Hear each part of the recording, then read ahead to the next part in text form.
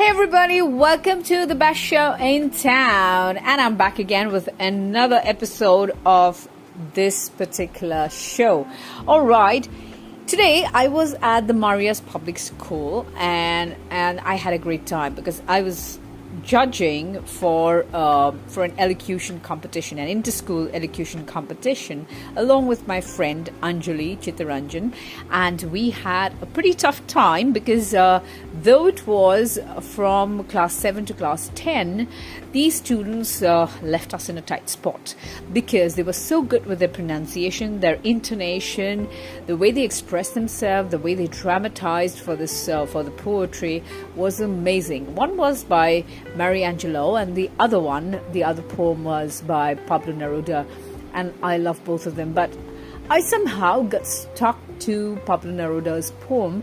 I hadn't read this before, and it was a pretty long number. It was a pretty long one, and these children did a pretty good job of narrating, of elocuting, of reciting the poem.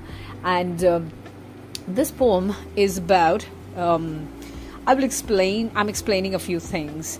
And in this particular poem, what he does is he passionately expresses his anti-war attitude through a variety of literary techniques, such as his manipulation of structure and dramatic change of tone.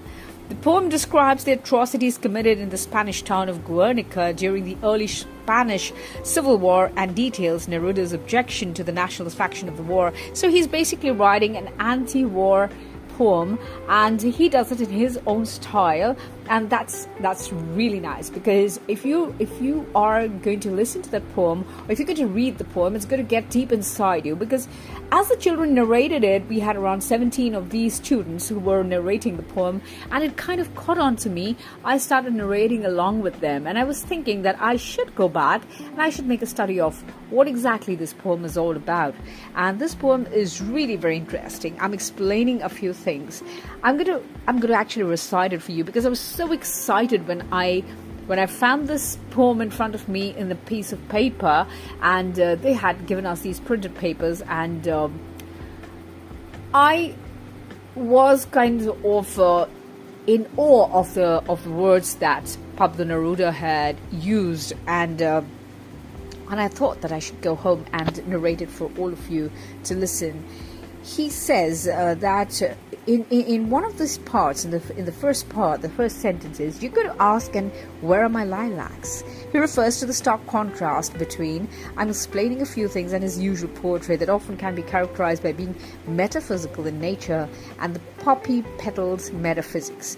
That sounds so interesting. If you notice that Neruda actually uses a lot of words where he tries to show that he is in an anti-war kind of mood, and he really isn't in the mood for any kind of war. Obviously not, because he's a lover, he's a poet. And from this poem that I heard these people narrating, it was really, really amazing. So what I'm going to do is I'm going to recite this poem for all of you, and I hope all of you like it, because I'm really in awe of this poem. I'm really in love with this poem by Pablo Neruda. For all of you who do not know who he is, he was born in 1904, and he was born as Ricardo Neftali Reyes. And he has a whole number of poems. You should go and hear them on YouTube, or you should read them whenever you get a chance. And he's from Chile, and his poetry has been translated into many different languages. I'm going to read that in English because I cannot read any other language apart from that. I don't know if it's been translated to Assamese. That's my mother tongue. I don't know if it's been translated. Of course, we do have somebody who's translated Neruda's poems into Assamese, so maybe I can also sometimes read from his poems. But here, I'm explaining a few things. It goes like this. You're going to ask, and where are the lilacs? And the poppy petal metaphysics? And the rain repeatedly splattering its words and drilling them full of apertures and birds? I'll tell you all the news. I lived in a suburb of Madrid, with bells and clocks and trees, from where you could look out over Castle's dry face, a leather ocean.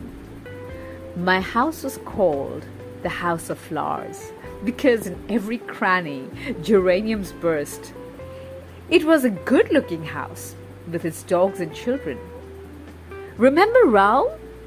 Raphael? Federico? Do you remember from under the ground with the light of June drawn flowers in your mouth? Brother, oh brother! Everything loud with big voices, the salt of merchandisers, pile-ups of palpitating bread. The stalls of my suburbs of Argulis with a statue like a drained inkwell in a swirl of hake. Oil flowed into spoons, a deep baying of feet and hands swelled in the streets. Meters, liters, the sharp measure of life. Stacked of fish. The texture of roofs with the cold sun in which the weather vane falters. The fine frenzied ivory of potatoes, wave on wave of tomatoes rolling down to the sea. And one morning, all that was burning, one morning the bonfires leapt out of the earth, devouring human beings. And from then on, fire. Gunpowder from then on, and from then on, blood. Bandits with planes and moors, bandits with fingerings and duchesses, bandits with black friars, splattering blessings, came to the sky to kill children, and the blood of children ran through the streets without fuss, like children's blood. Now, what the school had done was they had given the poem up to here. But then there's more to this poem, and this poem is very interesting. Look at the next part. Jackals that the jackals would despise, stones that a dry thistle would bite on and spite out, vipers that the vipers would abominate. Face to face with you, I have been the blood, I have seen the blood of Spain tower like a tide to drown you in one wave of pride and knives. Treacherous generals, see my dead house, look at broken Spain. From every house burning metal flows instead of flowers. From every socket of Spain, Spain emerges. And from every dead child, a rifle with eyes. And from every crime, bullets are born, which will one day find the bull's eye of your hearts. And you will ask, why doesn't his poetry speak of dreams and leaves and the great volcanoes of his native land? Come and see the blood in the streets. Come and see the blood in the streets. Come and see the blood in the streets. I think I really love this poem because it's so after my heart. I write a lot of poetry like that because it's like he's talking about his country, and at this moment I'm feeling very desolate about the kind of things that's happening to my country, India, and I'm very sad. So this poem, it's a kind of very inspirational poem for me. So it's kind of making me want to write. I can feel those words singing in my heart and then making it to my mind, and I'm just wondering when it's going to get onto the paper. So let's see. I'm going to maybe write something that's going to be really from my heart for my country, because we all love our country, but at the rate the things are going, the way the destruction is happening is very sad. It's heartbreaking for me, and I wish only good for my country. I wish only the best for my country.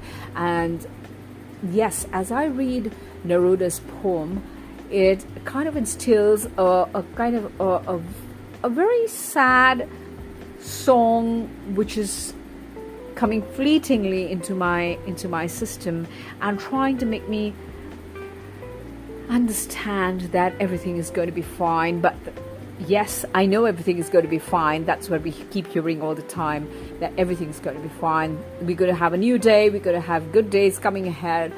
But if we don't make a change, if we don't create a change, then I tell you one thing, nothing is going to happen. So we the people of this country have to make a change. we have to create that change. We have to understand that loving the country just doesn't mean that we're going to be writing that on paper or tweeting or putting it up on social media. We got to do some action, and that action would mean that we need to speak up. I have been telling you that after the Independence Day was over, I made a podcast where I asked all of you to ask questions to everyone who's concerned, everyone who is supposed to do things right.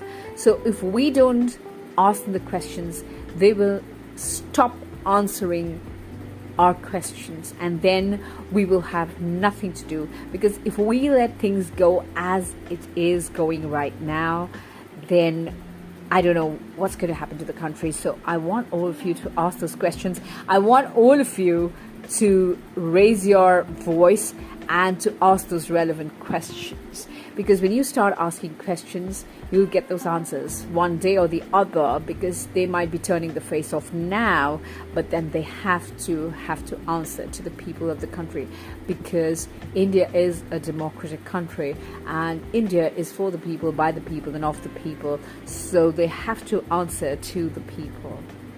On that note, I'm going to say bye to all of you. I hope my recitation was okay, because I wasn't prepared. I just kind of thought I'd just going to share this with you, and let's hope that we can bring some change to the country. Let's hope we can do something really beautiful for the country by writing, by singing, by doing something creative, by doing something that for which we're going to get noticed and our questions will be answered. I'm going to see you again soon. In the meanwhile, all of you take care, and I love all of you so much. Bye. See ya.